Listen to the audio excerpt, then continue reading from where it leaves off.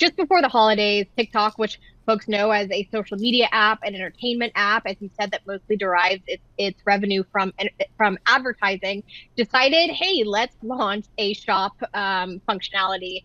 So now people who post videos on the app can also tag things. Brands can upload their merchandise, and you can kind of scroll through on a separate tab that looks like Amazon.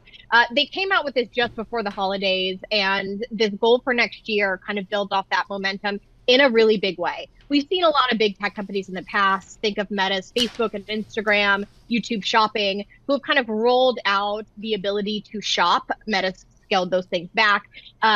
So you've seen big tech kind of get involved in this space, but this to me looks like the first real competitor from somebody who comes from a social media background, who seems to be getting like real true momentum, convincing people to shop in frankly a different way than say Amazon or Temu or Shein, and shop on their social media platform. Does it seem like it's working for YouTube? It's working for Instagram?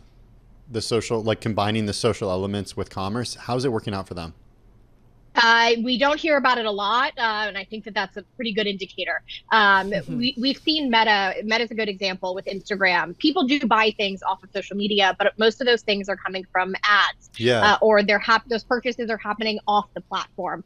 What TikTok has done is basically like created this walled garden on the app where not only are you kind of seeing people talk about things, they're not linking out to other platforms, you're actually doing the whole purchase right there on TikTok. So that is a very distinct difference. There are some ads, there are just regular posts, there are influencers who get paid if people buy from their posts.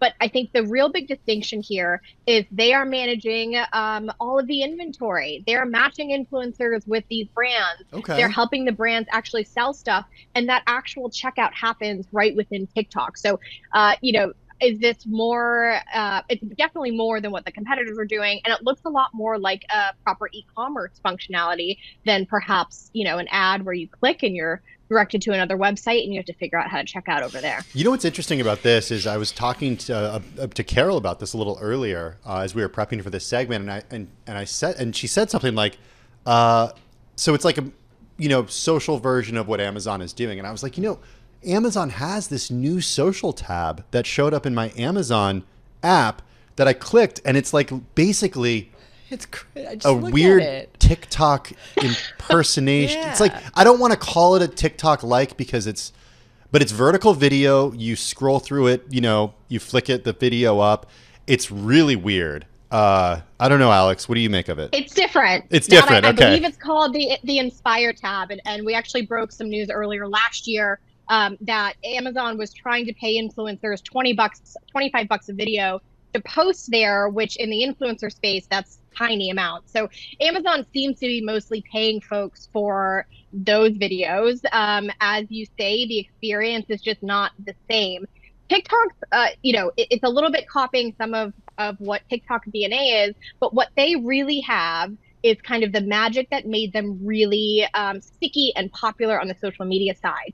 They have this algorithm that if you're interested, Tim, in dogs and cooking content, but Carol's like me and she loves watching F1 race cars and also might have a puppy at home, our feeds will look really different. We both might see dog stuff, but we'll see things that are really catered to us. What Shop is doing is layering on to that, saying, hey, dog walking creator, here's a leash that you can tag in your post and check out right on the app. They're trying to really seamlessly integrate that discovery process of finding new things into a really entertaining format versus Amazon. If you're on the Inspire tab, I would love to hear from you. I don't hear from a lot of people who are looking there, but most of the time when you go to Amazon, you're hitting that search bar, you're typing in tube socks, and you're checking out for that one item. The only time I go to the Inspire tab is when I accidentally click it.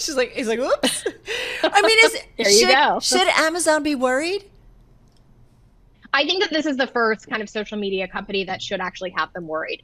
TikTok and its parent company ByteDance and its sister app Douyin in China have really figured out social commerce in Southeast Asia. Now, it's a little bit different over there. It's mostly focused on live shopping. According to my sources, the companies have discovered in the UK and the US, people shop here differently, mostly in your feed versus live shopping. And they're figuring that out and they're being agile. Instead of just running into kind of a roadblock saying, hey, our strategy over in Southeast Asia can't just be a copy paste here in the US. They're making big changes and hiring people with retail backgrounds. So amongst all of the efforts that we've seen out of big tech companies, this is perhaps the first one that should pose a bit of a concern.